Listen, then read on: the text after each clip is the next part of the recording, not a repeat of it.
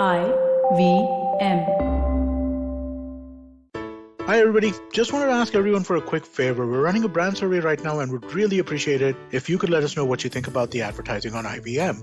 Go to ivmpodcast.com/survey and do let us know. As part of this, we'll be selecting 10 random participants and sending them some IVM swag, so do fill out those surveys.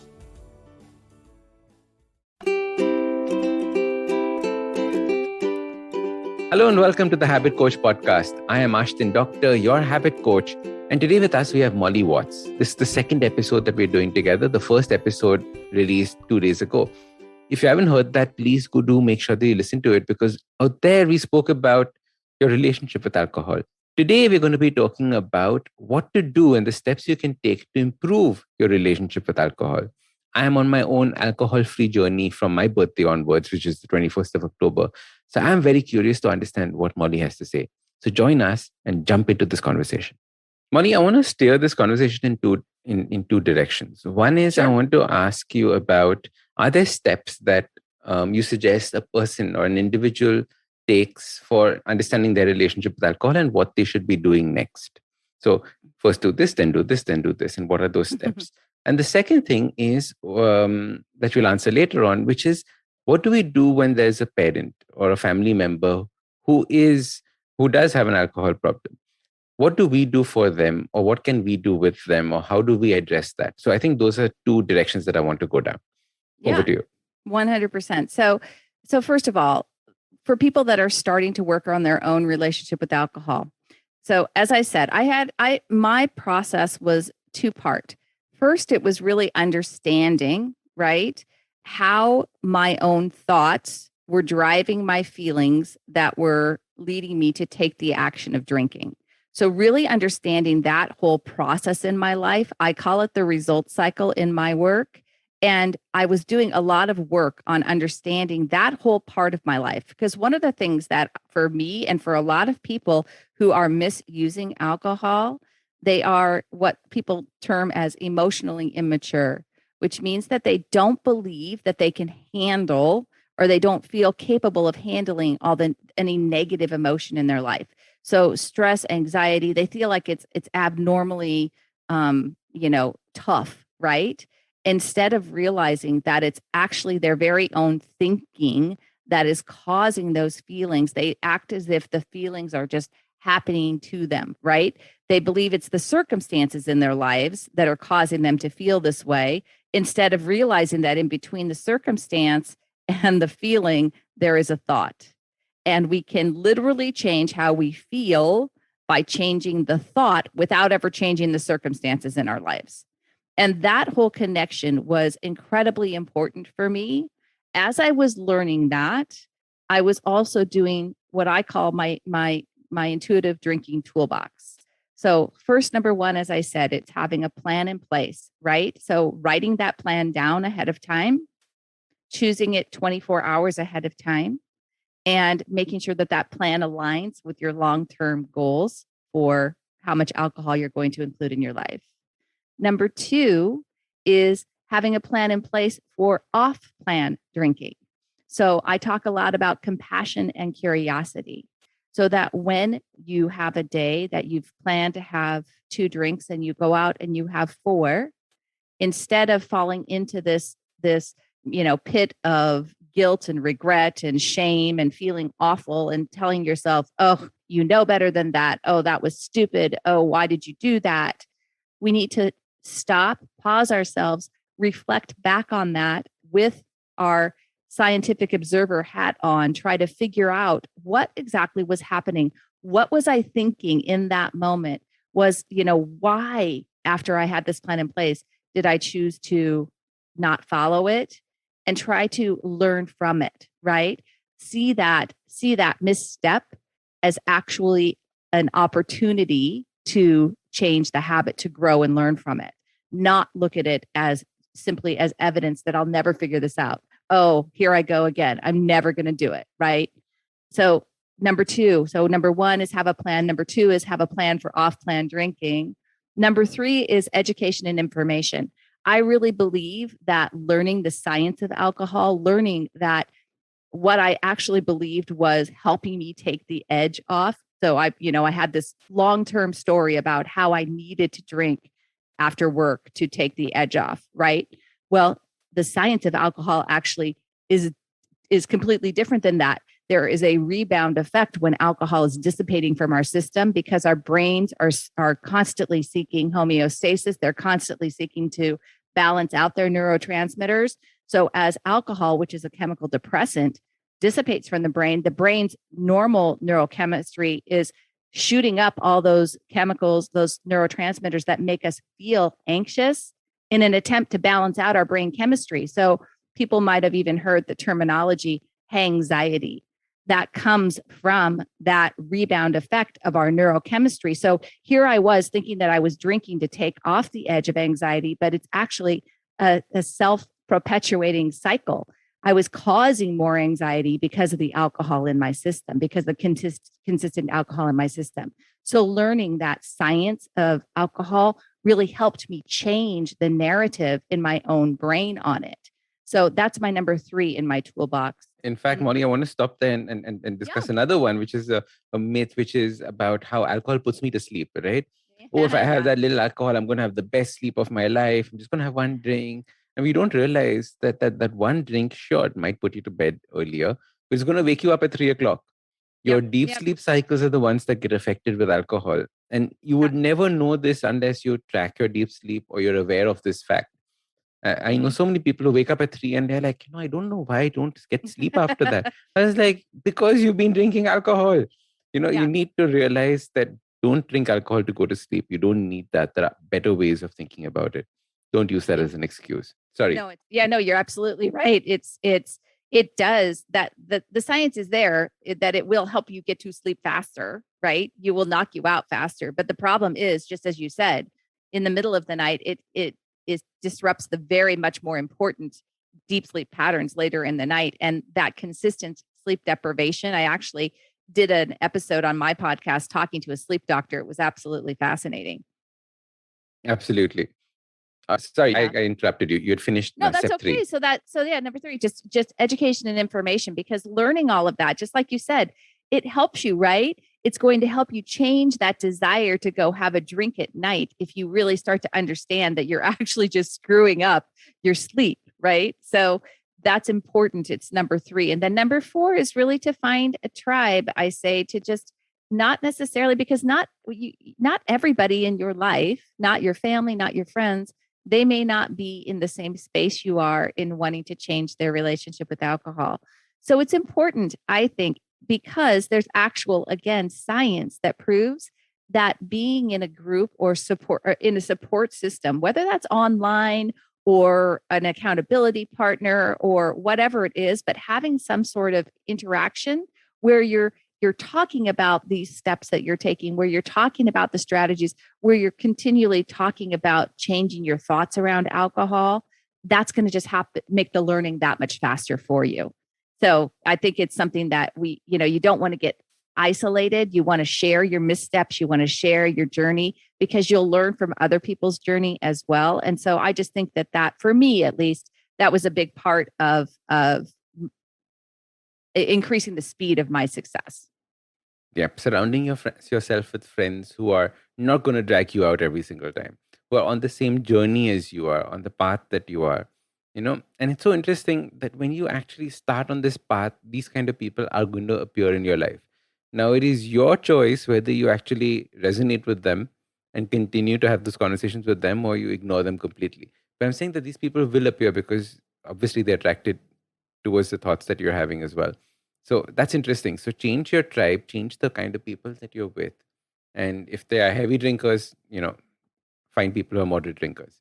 Sorry, go on. No, again, I don't want to encourage people, say leave your friends, right? I think that it's like go find someplace, another resource that helps you. And that's where there's just so much great space online and things like that where you can be just, semi-anonymous, right? Where you're just feeding the fuel of your brain where you're really just getting fortified so that you can go out with your friends. And even if they're drinking, you're sticking to your own predetermined mindful drinking limits and you're good with that. And it's not a big deal. You're still able to do it without condemning them and without, and still having fun, realizing that it's not the alcohol that makes the things more fun. It's actually what I think about the whole thing that I'm able to generate the feeling of fun.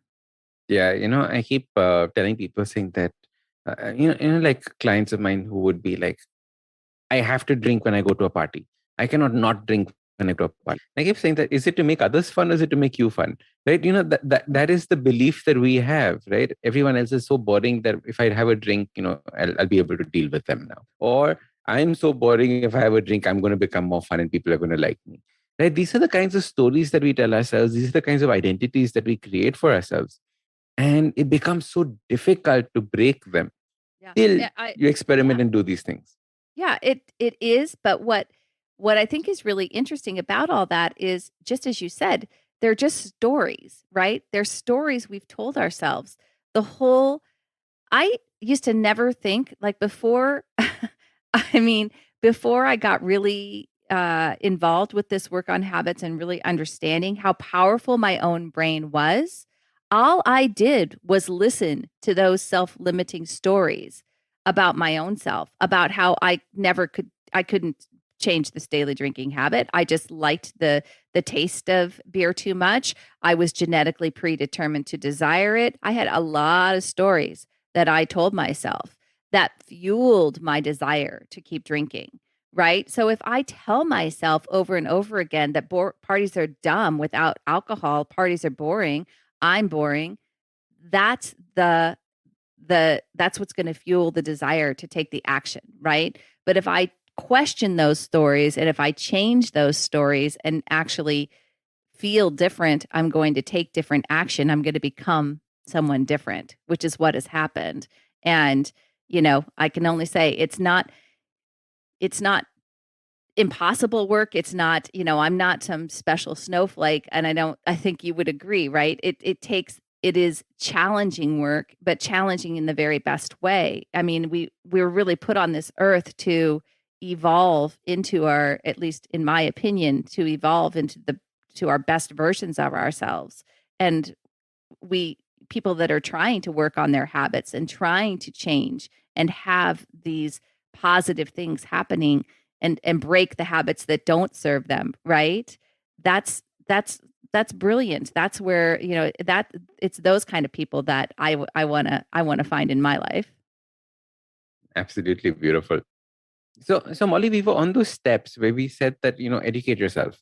What was Mhm. the next step? What was the step That after was that? then tribe. Just find some online. Yeah. So those are really my 4 intuitive toolbox. That's what I call my intuitive drinking toolbox. So have a plan ahead of time, have a plan for when off plan drinking, education and information to just fuel and be able to challenge all of those old self limiting beliefs that you've had about alcohol. We get fed a lot of messages about alcohol, right? From advertisements and society. And just as you said, we've had a lot of history with alcohol. Alcohol's been on this planet for thousands of years before humans ever discovered it, and now we've figured out how to bottle it and concentrate it, and this is a long standing substance. So it's no wonder that we have a lot of stories about it and that we have a lot of beliefs about it.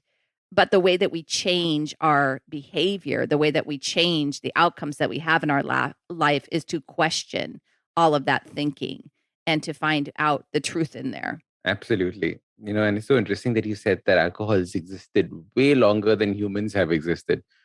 Yeah, because we know about animals getting, Right. having fermented fruits that Right. have alcohol in them. And I was listening to a very interesting podcast where they were talking about the issue with alcohol now. It's very interesting. Is that because we learned distillation, we've learned how to concentrate alcohol. So our bodies have not evolved for the amount of quantity of alcohol that is entering our bloodstream. But however, if we were having the natural source of alcohol that were there, because the alcohol exists in such minute quantities, it doesn't really make that much of a difference over the long haul. In fact, alcohol was used as a way of purifying water because the water sources were so bad. I remember, Right. reading about these things. So it's interesting that a large part of the problem that we have today as well is the way that alcohol is, um, the way alcohol exists in our life right now, in Yeah. the as a product. Yeah, and I think that as I said, I try to, because I'm not 100% alcohol free. I'm very mindful of what I do and how I include alcohol. Um, there's science that shows that alcohol has what we call a biphasic effect. And basically it's about all about blood alcohol content. So how much when we drink alcohol, the alcohol in our blood mix, and right, that's how we get blood alcohol content in a very limited effect, basically anything but below 0.055% blood alcohol content, our brains actually do experience this euphoric effect. It's basically the maximum benefit for alcohol is 0.055. Now, that's a very low level, right? But that's where you're talking about, like, I mean, yeah, like I think there's alcohol, if I remember correctly, even in a really ripe banana. I mean, in kombucha, things like that, they include this. So it's a natural process, right? The fermentation in sugar is a natural process, but the therapeutic effects peak at 0.055 blood alcohol content, and everything after that. So every drink that we take past that raises our blood alcohol content past 0.055, basically everything that was positive is on a rapid downhill incline. So that's the problem with alcohol. Is it seems like it should be like one of those things where, oh, if one drink was good, another one's going to be better. It's actually the opposite. What are the various physiological effects alcohol has on the body? What are the ways? The physiological effects, like what are the things that Yeah. alcohol does that are, could be harmful? So, I mean, so it's alcohol is a systemic toxin, right? So we take it in and it basically impacts our whole body. The first thing, it goes straight into our bloodstream and straight into our neurochemistry. So again, it's really the neurochemical effects that are the biggest thing. And when I talk about the negative consequences outweighing the positive benefits, it's because of what's happening in the brain. So it affects both GABA and glutamate, which are the two primary neurotransmitters in the brain, and they really dictate everything that's going on in the body. Obviously, we know that alcohol is not good in terms. The liver immediately sets to work to metabolize alcohol and get it out of the system, and it shuts down doing everything else that it's doing to address all of its work on getting rid of alcohol. And a lot of people aren't very clear on what the liver does for us, but it does a lot, like I think over 500 different functions in our body. And so when it has to stop doing everything else that it's doing, it's going to have impacts on our whole system, right? As we increase the amount of alcohol, it's going to affect our ability to balance ourselves, physically balance, right? The physical balance. We're going to get clumsier. We're losing motor skill. It's all basically because of the chemical in effects on the brain. But that's, it's basically shutting down systems and further until it shuts down the rest of our systems. And obviously, if we drink way too much, we can die. Interesting, because that's the second last part, not the type part. The second last part is what people drink for, right? When they're starting to lose their motor skills and inhibitions, and all of that is what people typically think of as the fun part of alcohol. So yeah, it's also the very dangerous part of alcohol, right? So that's why, I mean, the alcohol is one of the leading causes of vehicular deaths. It's actually the reason that people end up in the emergency room because of broken bones and falls and burns. People, do things. And so it's really while yes, I think what people actually want, I think, is that initial euphoric feeling that you get at that 0.055. It's that little buzzed feeling. That's what helps us. It's basically our brain shutting down and releasing inhibition because of the influx of glutamate. And so we're relaxing. That's what people are looking for, but they take it beyond that because they believe that, it's that whole thing. If, like I said, if one's good, two will be better. But in reality, what they're doing is actually moving towards just the negative consequence and losing the motor balance. And Interesting. We're going to take a quick break. See you on the other side. You have to be careful with everything nowadays, even while drinking water. There I was sitting at home drinking water, massaging my wife's feet. Always do that together because I love my wife. She's my beloved wife. And then my son calls me up from Canada, all the way from Canada, and he says, "Dad, have you heard?" I was watching the game at that point. I was a little irritated. I said, "Heard what?" And he said, "Now you can get Kotak home loans at just 6.5%. I went crazy. I spat all over my own wife. After massaging her feet, I spat there. Can you believe it? And I couldn't believe it. I spat over her, and all I can say is, "Kripiya dhyan rakhiye." Because now I'm sleeping on the living room couch as a result of that. But really, folks, can you believe it's 6.5%? That is incredibly low for a home loan. Just visit www.kotak.com for more info. Terms and conditions apply. Interest rate starting at 6.5% per annum.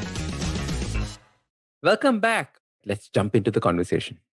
Okay, Molly, the second part of what I'd asked, if there's somebody in the family who is, heavily into drinking, etc., and it's affecting the family and the lifestyle, etc., what can people do? Yeah, so I want to be and I'm really glad you brought this up, Ashdin, because I think it's very important. We need to make sure there's a different process for people who are physically dependent on alcohol versus psychologically dependent. Now, I will tell you that here in the United States, there have been studies done that actually show that even among excessive drinkers and heavy use drinkers, kind of what we talked about, 9 out of 10 people are not physically dependent. So I want to be clear that the vast majority of people who are misusing alcohol are probably not physically dependent. However, if someone is physically dependent, again, it is a different conversation. There may actually be, like my mother, she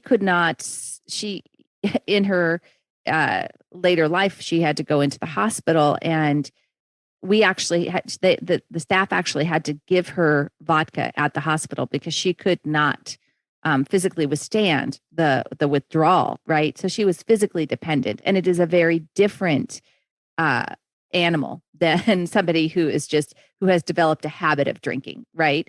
And so I want to be clear about that. If you are concerned about someone who is potentially abusing alcohol to the point where they have a physical dependence, then I would highly recommend seeking medical intervention, seeking a doctor who is going to help you understand what may be necessary there for helping someone with the withdrawal symptoms and everything else. So let's just if that's clear with everybody, that there is a different conversation to be had. If you are concerned about someone who is physically dependent on alcohol, you're going to need professional medical help. For everybody else that is just concerned about somebody who is misusing alcohol, drinking more than they should, right? I believe, at least for me, having a very honest conversation with someone and telling them this is something that I've heard from other conversations, hard conversations, right? We'll just call them hard conversations. And using terms like I'm worried about, I'm concerned about, and sharing it from that perspective instead of saying, you really shouldn't be drinking so much, right? So I think that's where we start. And telling someone, I'm concerned about your drinking because it feels to me like you're no longer happy, or you're no longer able to talk to me without being altered, whatever it is. But having those conversations from a basis of being truly concerned for someone is going to be more productive than saying you shouldn't be drinking so much. That's such an important point. And there are two things that I would like to add to this. One is the not asking a why question. Why do you drink so much? As soon as you ask a why question, it puts the other person on a defensive mode, right? Then they have to justify it. Then they have to, tell you why they're doing it, which is not something that is healthy for this kind of a conversation. So instead, like you said, sharing that, this is a concern for me is a far better way of approaching it. And the second way of thinking about this is, understanding and making a difference between the person and the behavior. Very often we condemn the person. You have no idea how you've started hurting our family. You've done this, you've done that. And then you're hurting the person. Making a difference, saying that, I still love you, but it is the behavior that is the thing that we have an issue with, right? It is the behavior that's different. That is the kind of conversation that completely changes the way that you uh, or the other person is receptive to it, because they know that, fine, you don't have an issue with me, it is this behavior, fine, let's figure out what we can do about this behavior and the way that I acted there. And also, I think I would say important to say to someone, I I love you. I know I have confidence that we can figure this out together. This is something we can, that we can figure this out. This isn't, you're not, some people are very worried, right? That they believe that they maybe know themselves, like it's already something that's causing them anxiety, right?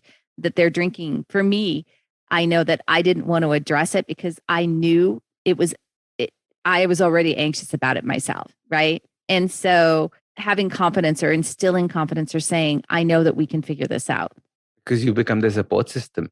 And that is so important. They need support, right? I think that is so critical. Saying that we will do this together. It's not you go and do this and figure it out and I'm leaving and all of that. Yeah. Maybe there'll be a time for that. But I'm saying that it's important to, while you're having a constructive conversation, to say that you're there for them. Yeah. And we're in this together. Yeah, absolutely. I love it. Molly, this has been such a fascinating conversation. Anything that we've missed that you would like us to talk about? I think that just again, my hope is that by having this conversation and talking more about our relationship with alcohol, I want to make sure people hear me. This isn't really about how much you're drinking, how much you're not drinking. It's about whether or not we're going to include alcohol in our lives in a way that aligns with our long-term goals and creates peace in how we feel about it, right?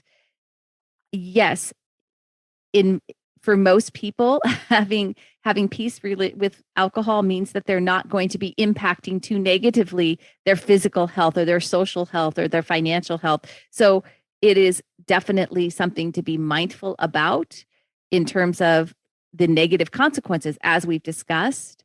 But really, we want to understand how we are why we're doing it in the first place, right? Why we are using alcohol, why we have historically used it, why we believe the things that we do about it, and understanding that it is not a solution for changing how we feel.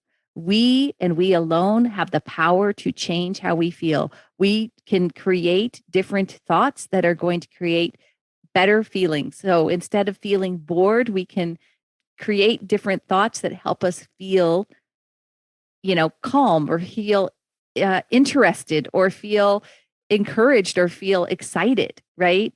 And understanding that you have the power to change your own feelings, to me, was like is really the gold in all of it. Not believing that I needed a drink to make me be funnier, not believing that I needed a drink to help me unwind, not believing that I needed a drink to make a situation more tolerable, right?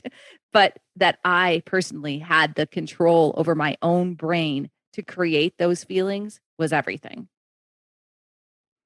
I think that's so beautifully and amazingly put. Molly, thank you so much for coming on the Habit Coach podcast and having this discussion with us. How can people, continue this conversation with you? How can people connect with you? Tell us a little bit about your podcast and your book. Yeah, absolutely. So you can find me at www.mollywatts.com. That's Molly with the Y, Watts with an S. And the links to my podcast are there. The book are there.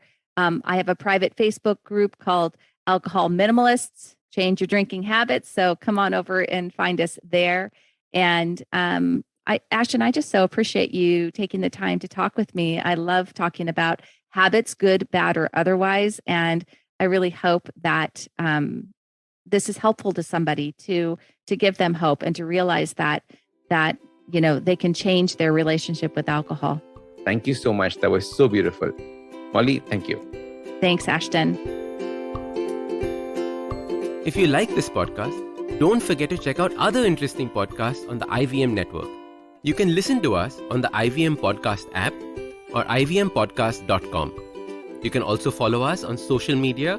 We are at IVM Podcasts on Twitter and Instagram. If you want to reach out to me, I am Ashdin Doc on Twitter and Instagram.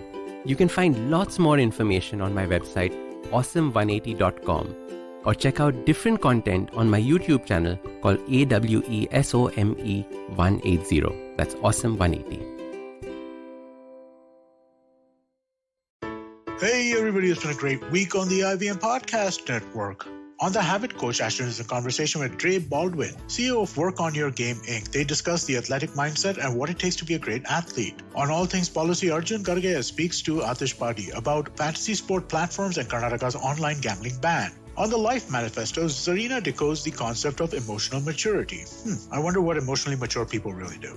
On Naan Kari, Sadaf and Archit are joined by author Sudha Menon. They discuss comfort food and Sudha's upcoming book. On Say No to Drama, Chetna cuts through the drama around Instagram posts and comments. Do follow us on social media. We're IVM Podcast on Twitter, Facebook, Instagram, and LinkedIn. And remember, if you're enjoying this show or any of other shows for that matter, please do tell a friend. And finally, we'd like to thank our sponsors this week, Cred, Bank of Baroda, Quarter, CoinSwitch Kuber, Slay Coffee, Intel, Kotak Mahindra Bank, and Oxfam India. Thank you so much for making this possible. Are you looking for finance products and services that can enhance your personal finance experience? Are you looking for a space to talk about your financial product or service? And are you looking for a crisp talk show where the conversation is all about money? Well, your search ends here. Hi, my name is Anupam Gupta and I'm host of the Paisa podcast, and I invite you for the conversation about your personal finance on each Monday on the IVM Podcast app or the website or on any podcast streaming platforms. See you folks.